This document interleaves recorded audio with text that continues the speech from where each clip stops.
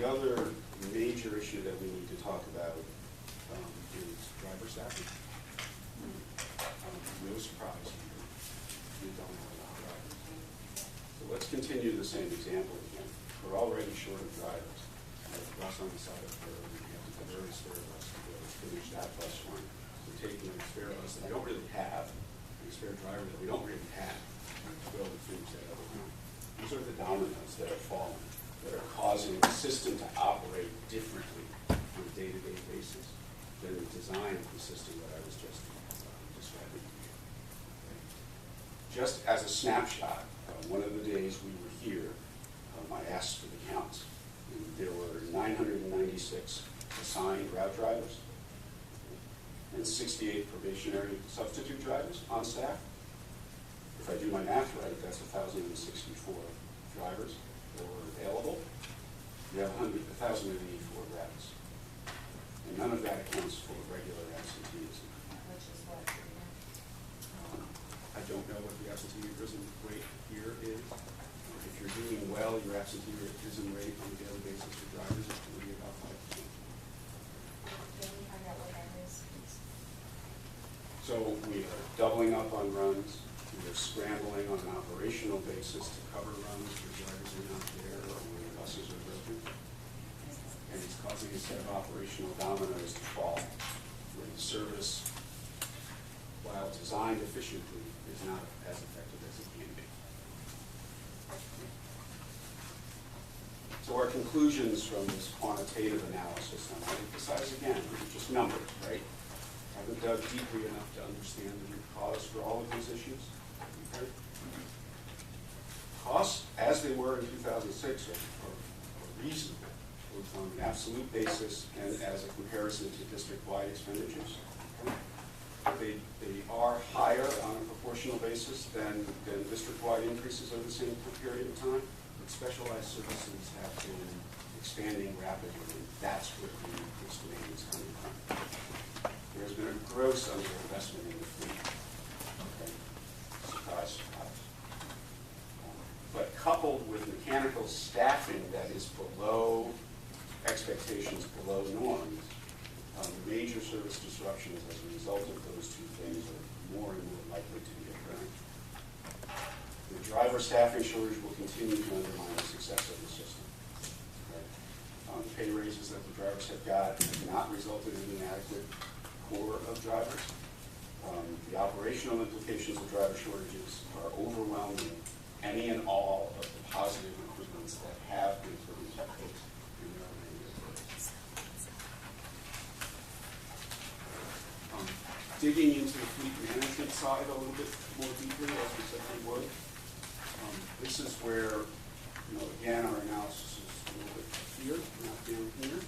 But what we do know is that the budgeted numbers of positions in the fleet, I don't know what we call it, the fleet section of the transportation department, fleet management, actually exceed the recommendations from the Transportation Improvement Plan.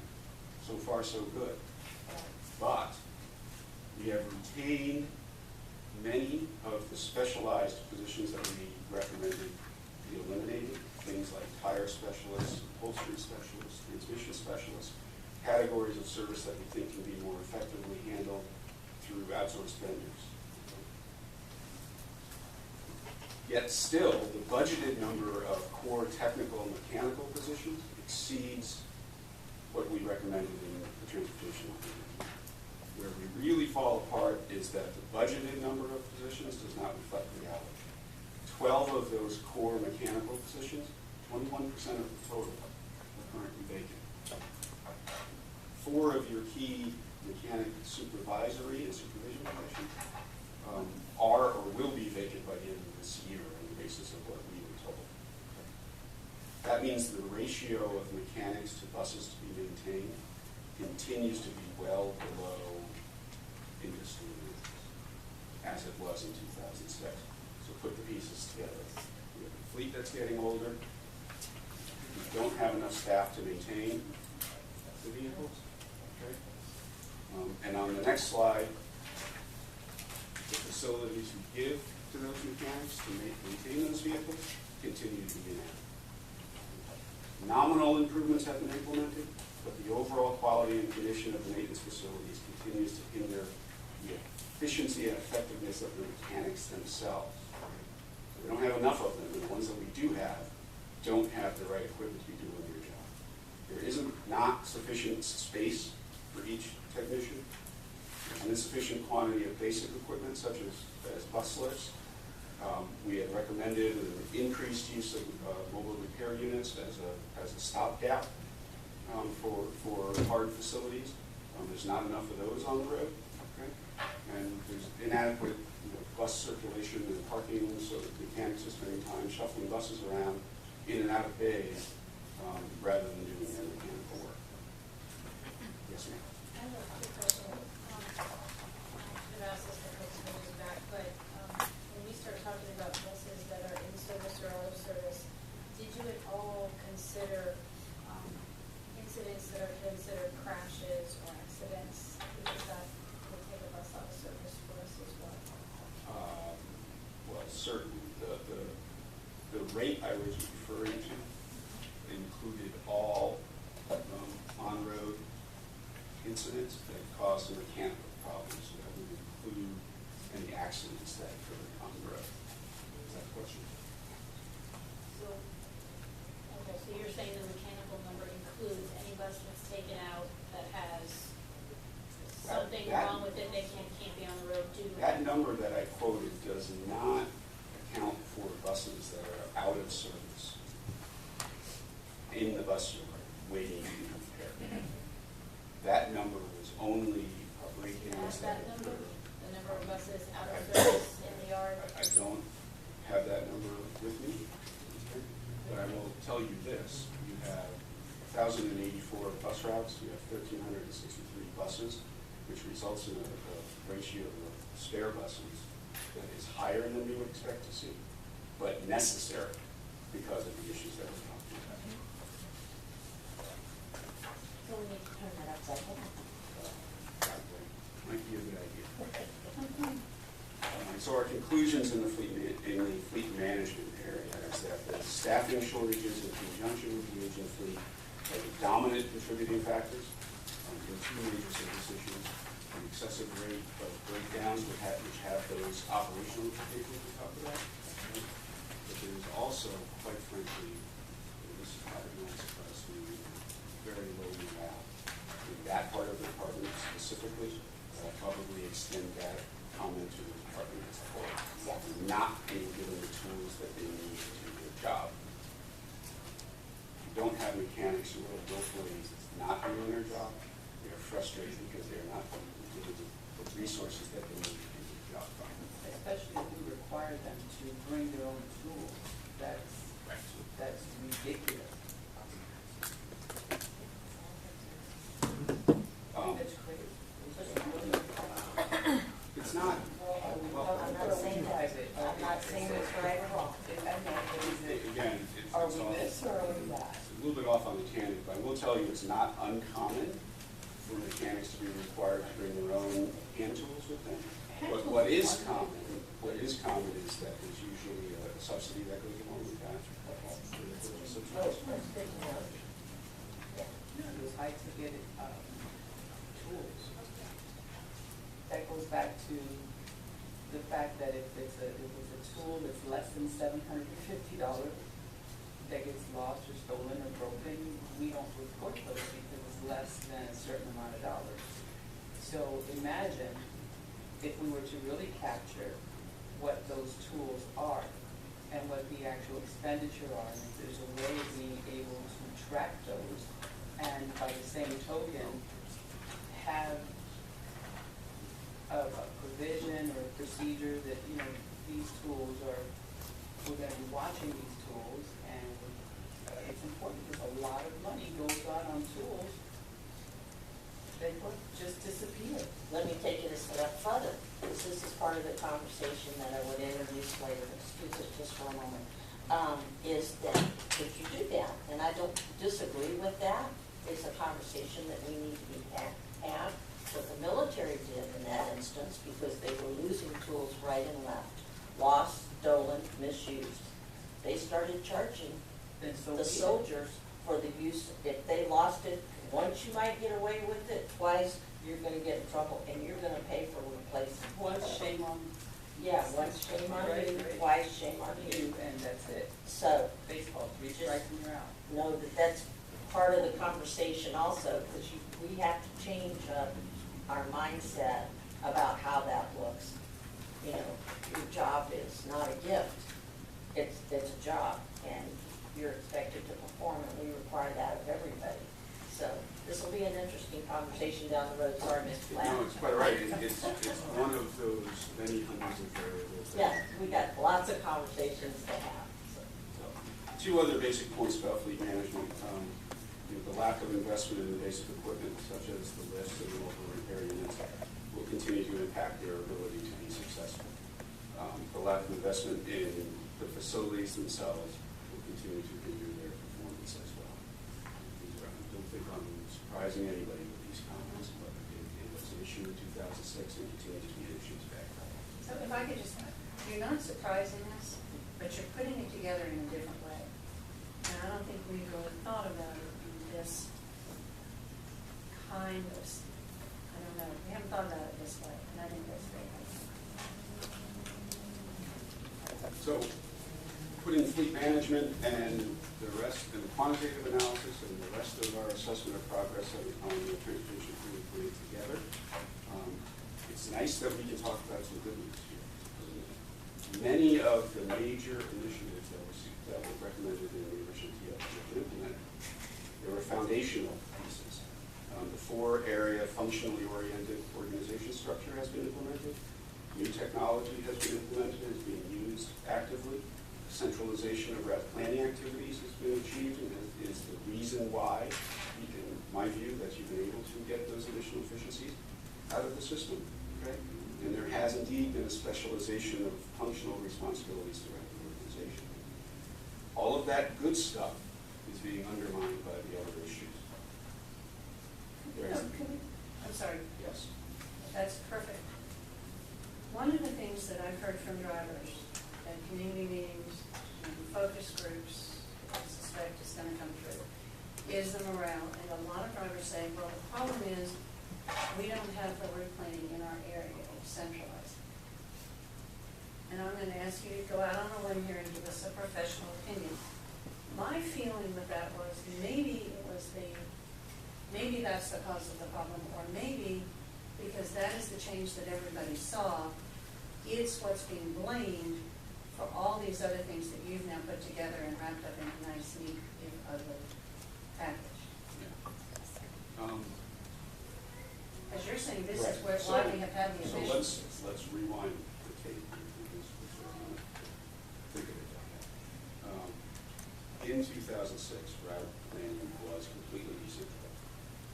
The technology that was in place was being used ineffectively, which means that the drivers were being relied upon in large measure to be designing their own service. And they talk about that as a good thing.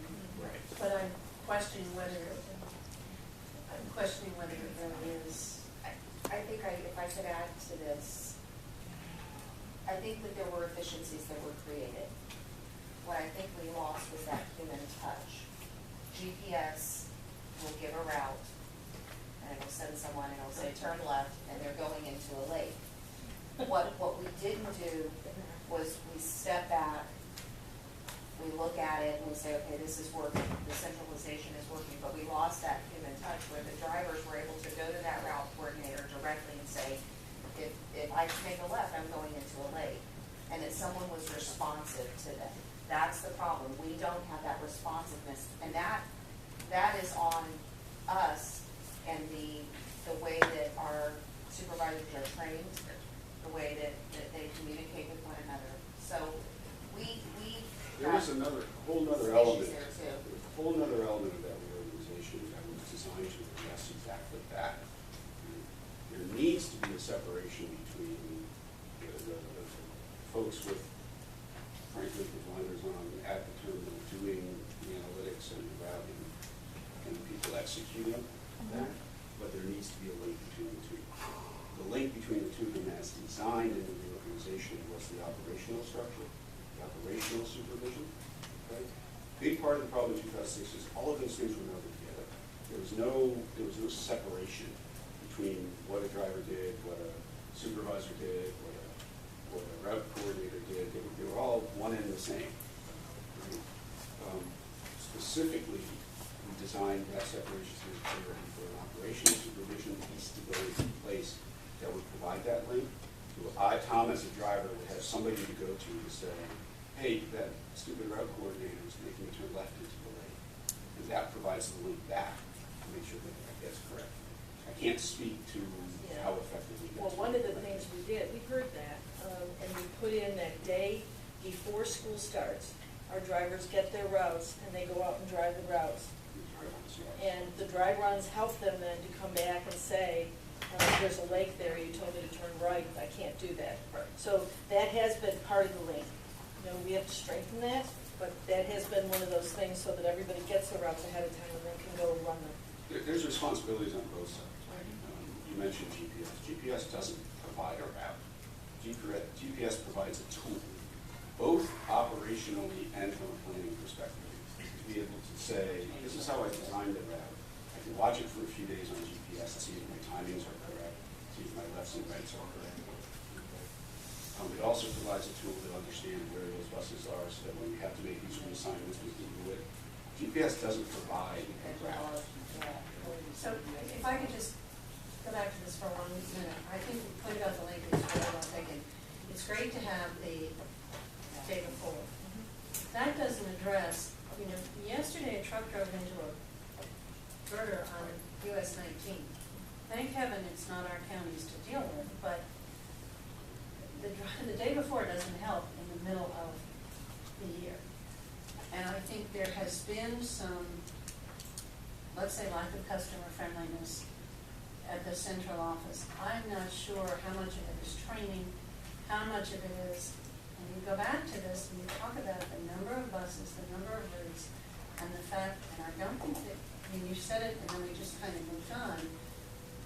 When you have all these mechanical problems collapsing routes in the middle of the day, every day, if I were in that central office, I would be tearing my hair out, and when someone calls, I would probably not be as user-friendly as I would like. So I think it's really important to keep in mind, we have to fix the systemic piece, we have to build a day-to-day link, and we have to do customer service training, but it must be in the context of, we're going to ask you to support your drivers, we're going to support you, and it sounds to me like we have not had the resources to do that because we have too many buses that break down and not enough drivers.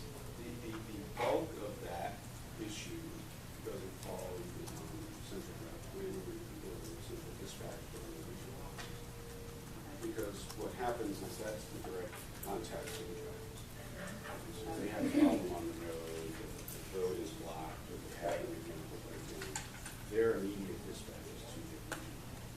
That regional office is responsible for fixing those dominoes and making them all fall correctly so that They've got too many dominoes. and How much of that did you analyze? I spent a day myself sitting in a couple of those offices.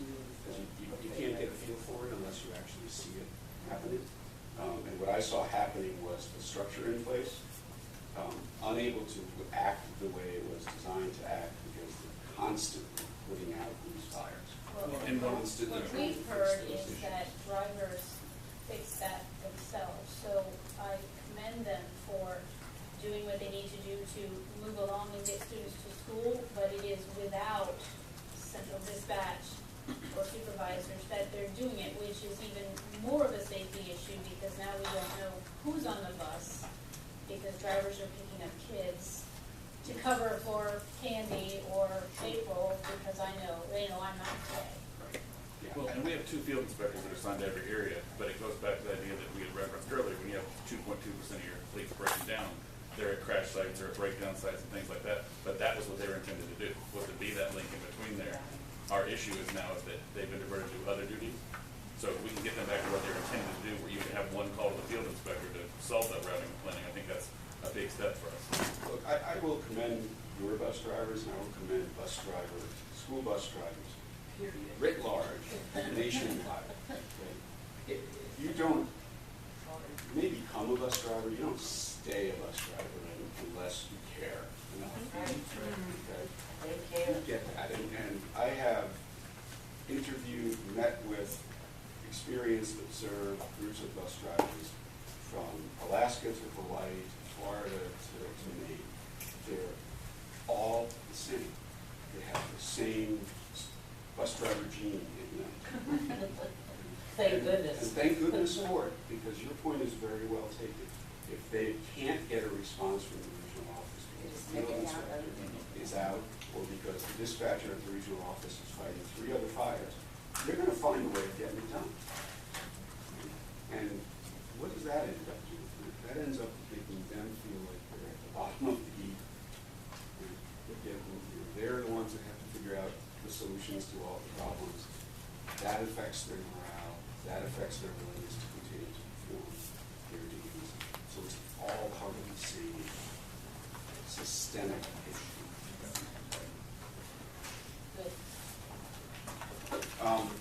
Right, so we talked about number 2 and number 3. We talked about the management. We talked about how the driver shortage is doing exactly what we've just been discussing around the table. Okay? So we've got some things to do on that front. Yes. So, the driver shortage here is something the board has talked about. We put some things in place, and we have had some success with that.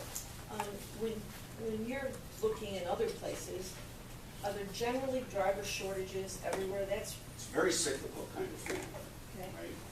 For the last, from 2008 to 2011, nobody had a problem finding drivers. So it's definitely counter-cyclical. Nobody but Hillsborough County. Not quite, It's but, generally counter-cyclical with the economy. okay. Now, as the economy comes back, then it becomes even more difficult. Oh, yay. Are Are we having fun yet, Chris? But you know, this is again beyond our scope. There are certain demographics for bus drivers that really need to be targeted to get the right mix of folks in. And do you have a history of those demographics that you could share at some point? Sure. Okay. I think that kind of information would be helpful for everybody. And this is- We probably can guess, but probably This not. is a problem, I don't care who's operating the system. You've got school buses that transport students. You will not be successful if you don't have enough qualified, trained, motivated drivers to operate those buses. Period. I don't care who you are. Whether you're a contractor, whether you're doing your own business, whether you're big, whether you're small, that's the biggest issue that every operation faces. It's kind of like how we targeted teachers. What college Issues, what college is putting out the best teacher candidate, the same thing for bus drivers. Well, on that note, you talked, looking at the demographics, I think for us, and I know it's not part of your responsibilities, one of the special is, in some places we need to get this information, what have been effective recruitment tactics and strategies to do that? Because just, saying, yes, this is what we need, this is how qualified we should be. But for me, the part of the answer has to be, how do we recruit them and then train them and maintain them? And so I hope that someplace you can either help us with that or direct us, because I think that's really crucial. I mean, that's a really localized kind of question, right? Because the community is different everywhere you go. The needs of the community is different everywhere you go. The economics. And the the tool- But you help lead us down that path, okay? Pardon me? But Yes. you can help lead us down that path. And one of the things that we do that might be a real good thing, is that we reimburse or help pay for the CDLA license. So not only do we pay for your license, we train you, but then you leave us. Obviously, for a better paying job. So I think that that's something that we should relook at as well. And maybe do like a grant for teaching. You see, there's a difference. And I've said this for a long time. On the non-instructional side, there's no set standards as far as the instructional side, if you don't have your teaching certificate, ain't no way you sit stand before the student and teach. There are no set standardized requirements that make the non-instructional side of the house account. Two unsatisfactories, the law says you go for teachers. On the non-instructional side, it depends on who you know and what relationships you might have. That's wrong. So I think that we need to look at those standards and maybe do like a grant for teaching, that if the federal government pays for your student loans to teach, the commitment is that for at least 5 years, you have to be at a Title I or low performing school. Okay, hold on to So, that thought, that's- write that down, because that's a future conversation that I think is really important as we move through. I will endeavor to keep bringing your attention back to the fact that there are hundreds of such issues and variables that act on the system to give you that you get. And if we have a systemic problem, we need to address it systemically and look at all of those things. We're going to move on, but I have the question asked, do we have standards for those who work on the non-instructional side? That's an important question to ask. I mean, it has been said that we don't, but as we move down to that discussion, that would be one of the ones that I'd like to have the question answered to. Okay. Do we in fact have standards and expectations and qualifications for people on the non-instructional side? Okay. I'll make sure we get that. Okay, if we can, it's time to start drilling down into one of those core issues, which is the fleet itself. This is almost a purely analytical exercise at this point. Okay? We did not look at individual buses, the condition of that bus and whether that bus should be replaced. Rather, we looked at the fleet in the aggregate, using rational criteria for how old you should let a bus get before you replace it, how many miles that bus should have before you replace it, and made aggregate-based conclusions on where you are at and what you need to be doing. The first slide shows you the baseline replacement requirements. Now, let me take a step back. These are not aggressive replacement criteria. So it's baseline, right? There is no set standard, right, for when a bus should be replaced.